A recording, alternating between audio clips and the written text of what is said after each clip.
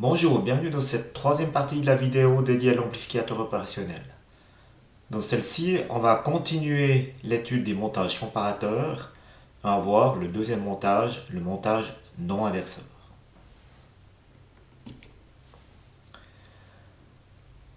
Voici le schéma du montage comparateur non inverseur.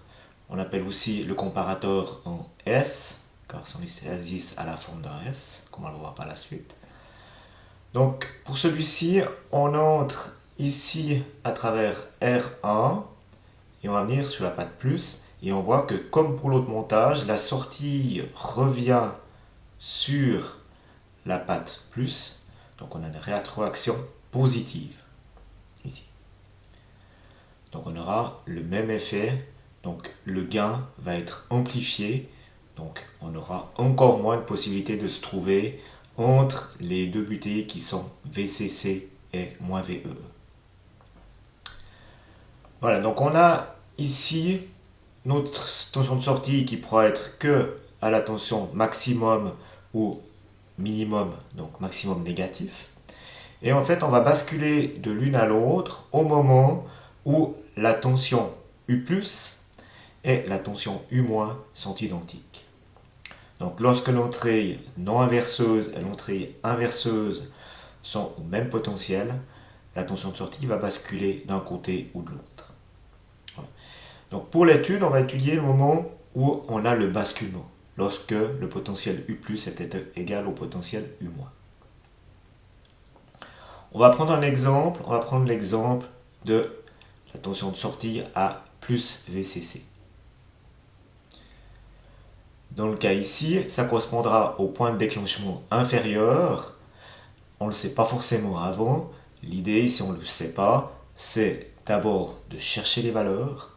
Et une fois qu'on a déterminé les valeurs, on sait laquelle est la supérieure et laquelle est l'inférieure. Voilà. Donc pour l'analyse ici, on sait que à cet endroit-là, on a le potentiel VCC. Donc sur la résistance R2, on aura à droite le potentiel VCC et à gauche, le potentiel U+ sera égal au potentiel U-, et dans le cas présent, ici, on a la masse. Voilà. Donc UR2 sera égal à VCC. Attention, ici, à cet endroit-là, donc au potentiel U-, on n'est pas forcé de mettre toujours la masse. On peut mettre un autre potentiel et décaler la caractéristique de transfert en positif ou en négatif. Une fois qu'on a obtenu ceci, le courant qui traverse la résistance R2 ne va pas aller dans l'entrée plus, ici, l'entrée non inverseuse. L'impédance d'entrée étant très grande, voire infinie, il n'y a pas de courant. Donc le courant IR2 va continuer dans la résistance R1, ici. Ce qui va nous permettre de calculer la tension UR1 par la loi d'Ohm. Donc UR1 sera égal à R1 fois IR1. Et vu que IR2 et IR1 sont identiques, ça vaudra R1 fois IR2. Et maintenant, ce qui nous intéresse, c'est le potentiel U entrée au moment du basculement, lorsque U+ et U- sont identiques. Et dans ce cas-là, on va partir du potentiel U+, et descendre de UR1, et on obtient que U entrée est égal à U- moins UR1. Et vu que le potentiel U- dans le cas ici est égal à 0, ça va donner moins UR1. Et dans ce cas-là, si on écrit la formule, on obtient que le seuil, donc le point de déclenchement inférieur, est égal à moins VCC fois R1 sur R2. Par comparaison, on va pouvoir obtenir le point de basculement supérieur.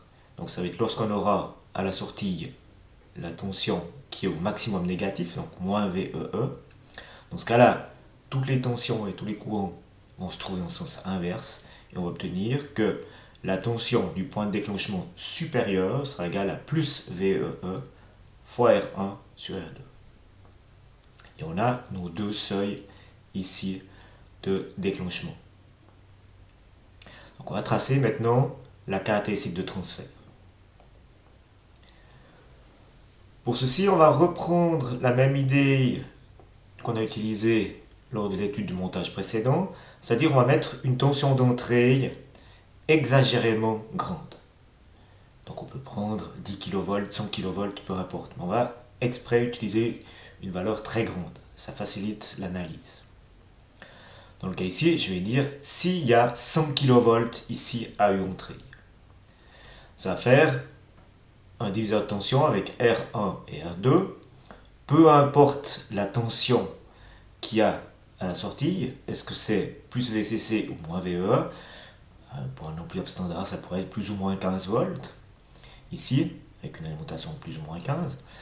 De ce fait-là, si on a 100 kV ici, peu importe ici les valeurs, on aura normalement un seuil U+, qui sera plus haut que le seuil U-.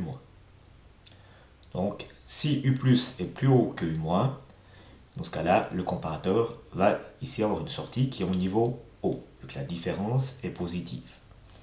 Donc, on va avoir, quand la tension d'entrée est très grande, la tension de sortie qui est à VCC. Donc, on va se trouver ici. Et dans ce cas ici, on va avoir ici le seuil de déclenchement inférieur qui est activé. Donc on va devoir ici descendre jusqu'à arriver au seuil de déclenchement inférieur, ici qui correspond à VCC. Et au moment où on arrive ici au seuil de déclenchement inférieur, on va basculer. Au moment où on bascule, automatiquement la tension de sortie vient à moins VEE et ça active le seuil de déclenchement supérieur. Donc maintenant en remontant, on va devoir aller jusqu'au seuil de déclenchement supérieur pour que ça bascule. Et au moment où ça bascule, à nouveau, on va activer le seuil de déclenchement inférieur. Donc on va monter et en descendant, on revient ici, on bascule au seuil de déclenchement inférieur et une fois qu'on est ici, c'est le seuil de déclenchement supérieur qui vient activer. Donc une fois qu'on est ici, en remontant, on doit aller jusqu'au seuil de déclenchement supérieur, etc. Et on voit qu'on va apparaître ici nos cycles d'hystérésis, mais en forme de S. Voilà. Donc c'est pour ça qu'on appelle ce montage le comparateur non inverseur ou hystérésis en S. Comme pour le montage précédent, on peut voir ici la marge de sensibilité au bruit qui est la largeur ici du cycle d'hystérésis.